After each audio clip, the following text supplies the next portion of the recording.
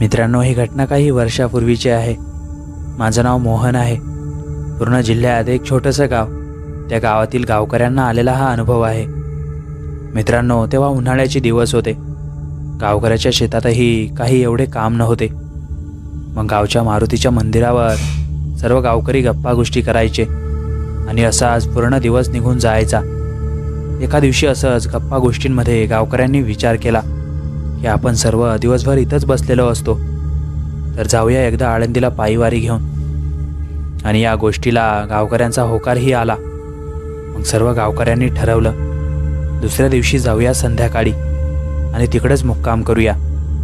मग त्याच्या दुसऱ्या दिवशी सकाळी परत एकदा गावकरी गावातील मारुतीच्या मंदिरावर सर्वजण आले आणि पायीवारीची चांगलीच तयारी करू लागले। लहान मोठे सर्वच आनंदित होते। कोणी म्हणे मी झेंडा घेतो, कोणी म्हणे मी टाळ घेतो, असंच सर्वांचं चालू होतं। खूप सारे गावकरी पायीवारीसाठी येणार होते आणि उन्हाळा असल्यामुळे काही शाळा कॉलेजांनाही सुट्ट्या होत्या, त्यामुळे चांगलेच मुलंही सहभागी होते। आता चांगलीच तयारी झाली होती। आमचं गाव खूप छान आहे। कोणत्याही गोष्टीत एकमेकांना मदत करतात। मग कोणाचे लग्न असो का इतर कार्यक्रम, मुलींच्या लग्नात तर पूर्ण गाव हे उत्साहानेच भरलेलं असतं। त्या दिवशीही असाच आनंद पूर्ण गावात होता। आता सर्व तयारी झाली होती आणि संध्याकाळही झाली होती, म्हणून एक वारकरी मुलगा गावातील सर्व लोकांना सांगायला गेला, चला पायवारीला जाणारी मंडळी, वेळ झालाय। तसे गावातील लोक एक एक करून मारुतीच्या मंदिरावर येऊ लागले। चांगलेच गावकरी जमले होते। तो मुलगा हे खूप पूर्ण गावात पळवून आला होता आणि आता काही देवाची आरती करून पायीवारीला सुरुवात होणार होती। आणि आता आरती वगैरे झाल्यावर पायीवारीला देवाचे नामस्मरण करून सुरुवात झाली आणि मस्त गावकरी आनंदामध्ये पायीवारी घेऊन पुढे जाऊ लागले। पायीवारीचा हा नजारा पाहण्यासारखा होता, पण आता गावात कदाचित काहीच लोक असतील जे पायीवारीत काही कारणाने सहभागी झाले नसतील। आता पायीवारी आता गावच्या चांगलीच लांब आली।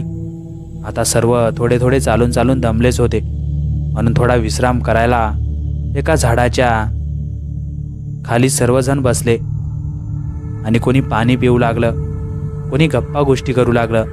हे सर्व झाल्यावर आमची वारी समोर निघाली। जर सर्व गावकरी वारी घेऊन जर सरळ हायवेने गेले असते तर खूप वेळ लागला असता, म्हणून सर्व गावकरी शेताच्याच पायवाटेने आपली पायवारी घेऊन जात होते। आणि आता थोडा थोडा अंधारही पडत चालला होता। गावकऱ्यांनी सोबत काही चांगल्या प्रकाशाच्या बॅटऱ्या सोबत आणल्या होत्या, म्हणून त्याही आता वापरात आणल्या। आता समोर छोटंसं गाव लागणार होतं। दिंडीमध्ये असलेल्याच एका गावकऱ्याचे नातेवाईक समोर गावात राहत होते, म्हणून तिथंच आता सर्व काही वेळ थांबणार होते। त्या नातेवाईकाच्याच घरी काही नाश्त्याची व्यवस्था सर्वांची केलेली होती। आता सर्वजण त्या गावात येऊन पोहोचले आणि त्या गावातील मंदिरावर गेले आणि तिथून दर्शन घेऊन त्या गावकऱ्याच्या नातेवाईकाच्या घरी जाऊन पोहोचले। त्या गावच्या गावकऱ्याने उत्तमरित्या सर्व गावकऱ्यांची सोय केली होती। काही नाश्ता दिला आणि त्यानंतर सर्वांना चहा दिला। आता सर्वांचे चांगलेच मन शांत झाले होते। त्या गावकऱ्याच्या घरी काही वेळ आराम केल्यानंतर सर्व गावकरी आपली वारी घेऊन समोर निघाले।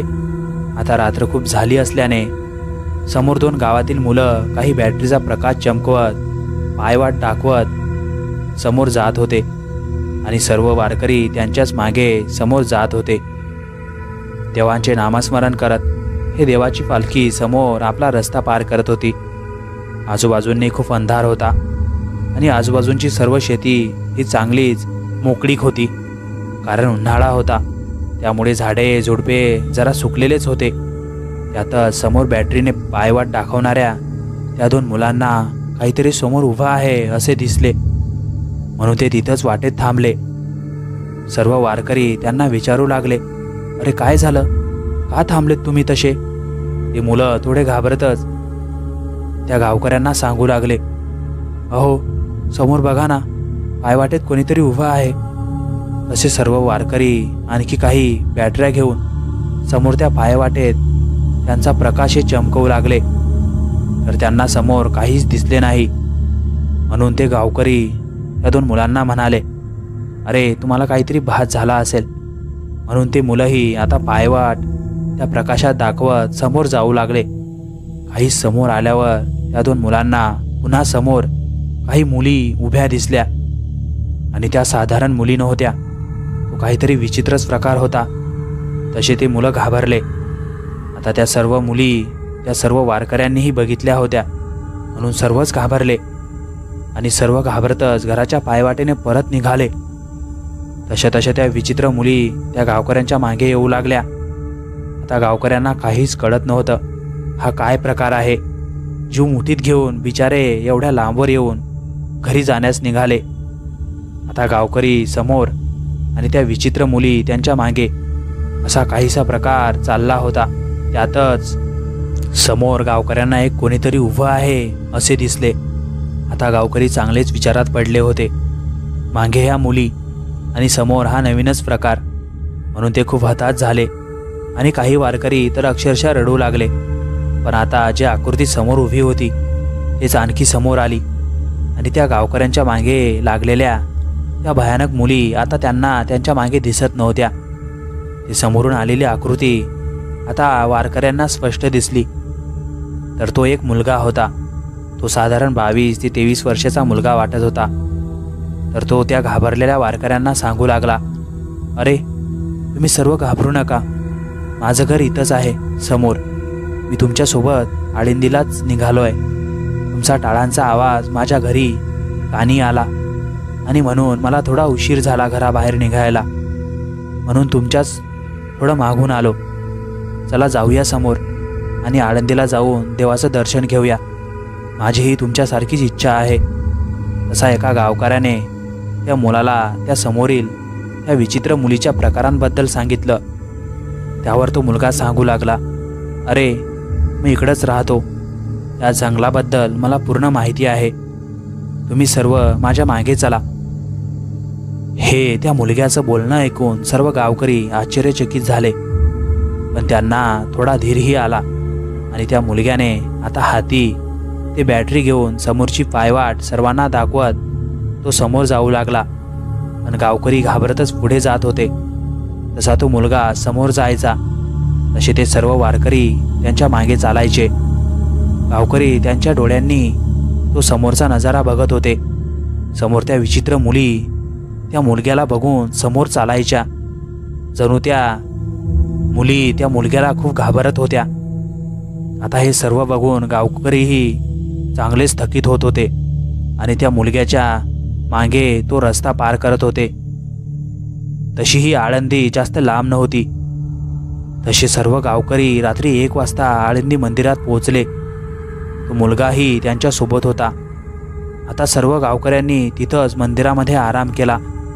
चालून चालून खूप दमल्यामुळे सर्व वारकरी चांगलेच झोपी गेले होते, पण सर्व आनंदीही होते.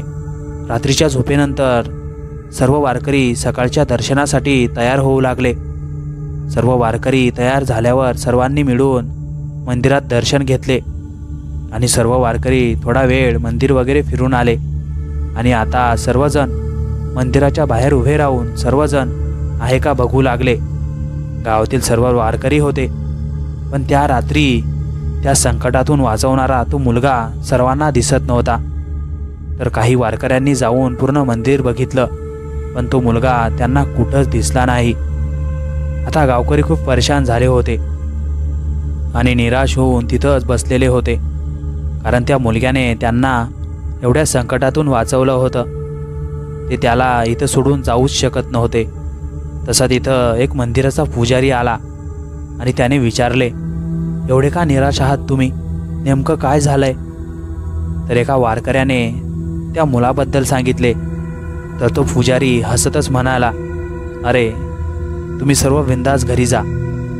तो मुलगा असेच जे लोक संकटात असतात त्यांना रात्री अपरात्री भेटून त्यांना सुखरूप या मंदिरात पोहोचवतो आणि कुठं गायब होऊन जातो, अजूनही कोणालाच कळाले नाही. हे सर्व ऐकून गावकरी चांगलेच आश्चर्यित झाले आणि आनंदित होऊन पायीवारी घेऊन त्यांच्या गावात पोहोचले. पण अजूनही तो मुलगा कोण होता हे कोणालाच कळाले नाही.